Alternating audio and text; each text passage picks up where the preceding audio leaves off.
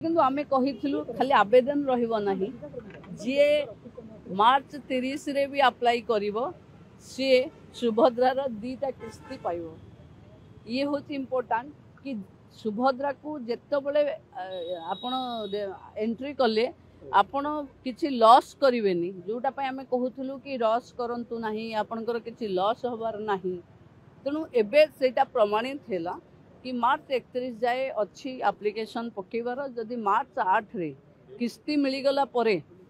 पुणी लोक लगे द्वितीय किस्ती मिलीगला आम करूँ जी मार्च 30 रे भी करिवो सी दीटा किस्ती भी पाइबो। देखो सुभद्रा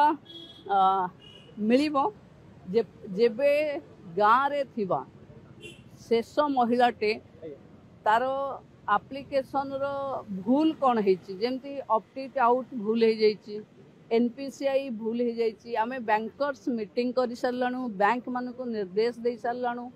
एबे अंगनवाड़ी दीदी माने घर घर बुलुचंती एवं समस्ते माने जो 5 एकर जमी अच्छी नहीं ये जो द्वंद्व अच्छी 30 तारीख जाए आम कहिथिलु इनक्वारी होउची बोली ए इनक्वारी को आम एक्सटेंड करिचु 15 जाए पुणी 15 जाए इनक्वारी हम तापरे जी अप्लाई करिवो